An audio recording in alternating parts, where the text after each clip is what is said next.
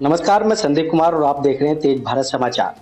जिस तरीके से आपको पता है कि उप मुख्यमंत्री मनीष सिसोदिया को 5 दिन के सीबीआई रिमांड पर रखा गया था और आज उनकी जमानत के लिए याचिका लगाई जा रही है हाई कोर्ट में। आज हमारे संग वीर सिंह पवार मौजूद हैं, उनसे बात करेंगे। क्या कुछ कहेंगे, आज जमानत होगी या फिर हिरासत बढ़ेगी, क्या उनका मानना है? सर, सबसे पहले जानना चाहेंगे क्या कुछ कहेंगे जिस तरीके से मनीष सिसोदिया पर शराब घोटाले का आरोप है और 5 दिन के सीबीआई रिमांड पर था। आज रिमांड खत्म हो रहा है और हाई कोर्ट में उन्होंने याचिका लगाई है, क्या कुछ कहेंगे? नमस्कार। दिल्ली की गली गली कूचे कूचे में मंदिर, गुरुद्वारा, चर्च के सामने शराब की दुकान खोलने वाले आबकारी मंत्री श्री मनीष सिसोदिया जी सीबीआई की रिमांड में हैं और माननीय कोर्ट के पास सब साक्ष्य है। अब मुझे लगता है कि उन्होंने याचिका लगा रखी। माननीय सुप्रीम कोर्ट ने तो उनको बड़ा आदेश दिया कि आप सीधा हर चीज को लेके मेरे पास दिल्ली में सुप्रीम कोर्ट, इस कारण से मेरे पास आए। आप नीचे जाइए। आज नीचे अदालत में वो गए हुए हैं। न्याय जरूर मिलेगा, लेकिन उन बहनों और उन माताओं को भी न्याय मिलेगा जो एक महीने, दो महीने तक भूखे पेट प्रदर्शन करते रही, धरना प्रदर्शन करते रही। उनकी पिटाई भी कर दी गई कि आप ये शराब के ठेके गली कुचे बंद करो, मंदिर के सामने बंद करो। उन सबका श्राप लगेगा और आज आबकारी मंत्री जेल में है, जेल जाएगा, कोई बेल नहीं मिलेगी। और मुझे लगता है कि 5 दिन का और इंट्रोगेशन के लिए माननीय कोर्ट उनको दंडित करेंगे और पूरा राज उगलेंगे, क्योंकि बहुत सारे राज तो सामने आ गए हैं और कुछ जो राज रह गए हैं कि मेन किंग मेकर कौन था, इसमें इस पॉलिसी को बनाने वाला कौन था। असली जड़ पे तो वहां जाना है। मनुष्य से तो एक कठपुतली है, जो बनाने वाला है माननीय केजरीवाल जी है और माननीय केजरीवाल जी के साथ भी वही होने वाला है।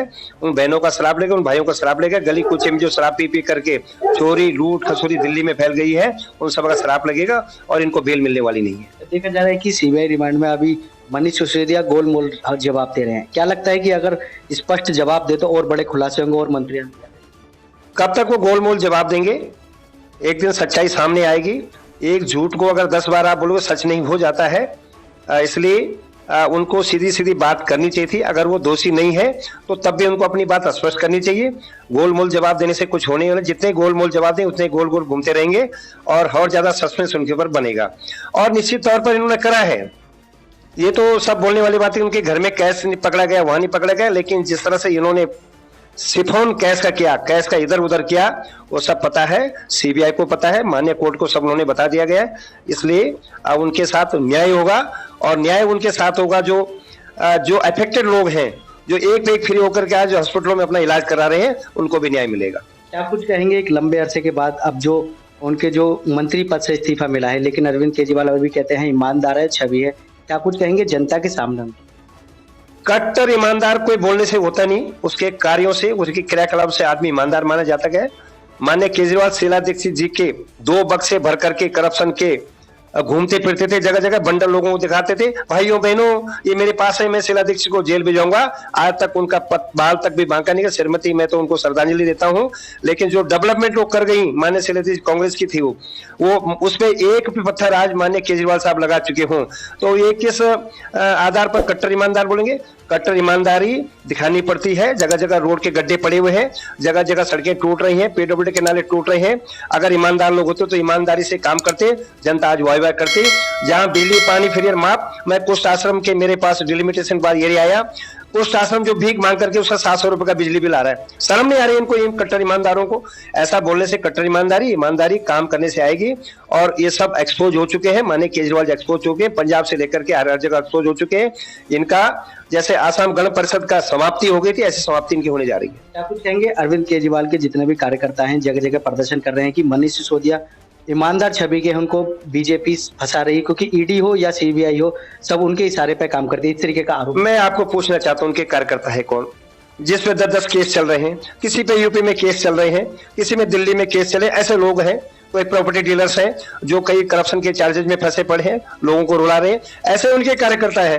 तो उसको कार्यकर्ताओं से कोई मैं तो ट्विटर पे देख रहा हूँ, बच्चों से ट्वीट करा रहे हैं। मतलब इतना नीचे गिर जाएंगे, बच्चों को पॉलिटिक्स में कर दिया कि हमारा मनीष जी बहुत अच्छा शिक्षा मंत्री। अरे मेरे साथ चले, मेरे स्कूलों में देखे, मेरे दिलसा गढ़वाल के 2 स्कूल है, इनके हालात देखें, 90 बच्चे क्लास में बैठे हुए हैं, इस गर्मी पंखा तक नहीं है। ये झूठे लोग आके और ग्राउंड धरती पे तो काम करें और आने वाले समय में पब्लिक इनको मजा चखाएगी, मेरा ऐसा मानना है। अब लास्ट सवाल पूछूंगा, क्या कुछ कहेंगे जिस तरीके से छवि रखकर आए थे लेकिन छवि को जनता को धोखा दे रहे हैं और इस तरीके की मामला। माननीय अन्ना हजारे जी, जिसको सभी देशवासी और पूरे विश्व मानते थे कि ईमानदार आदमी है, जो अभी भी एक झोपड़ी में रहते हैं, और उन्होंने केजरीवाल साहब को प्रोजेक्ट किया था, उनको भी धत्ता बजा करके। और मैं आपसे आग्रह कर रहा हूं कि जितने भी लोग थे, इनके अच्छे लोग इनके साथ जुड़े थे। आज कौन है इनके साथ में? Manish Sisodia, Kejriwal, Manish Sisodia, Kejriwal, CM, deputy CM, इसके अलावा कौन है इनके साथ में? अगर कट्टर ईमानदार पार्टी थी और एक मौका इनको मिला था दिल्ली को संवारने का, संवार सकते थे। लोगों ने एक ऑप्शन देखा कि no Bharatiya Janata party, no Congress, हम एक ऑप्शन, थर्ड ऑप्शन चुनते हैं।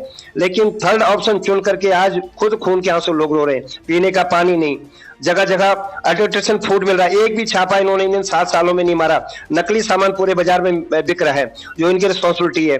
कोई भी अपनी रिस्पॉन्सिबिलिटी का ये कहीं भी किसी तरह से उठाने को तैयार नहीं है, और पब्लिक को माफ नहीं करके सजा देगी।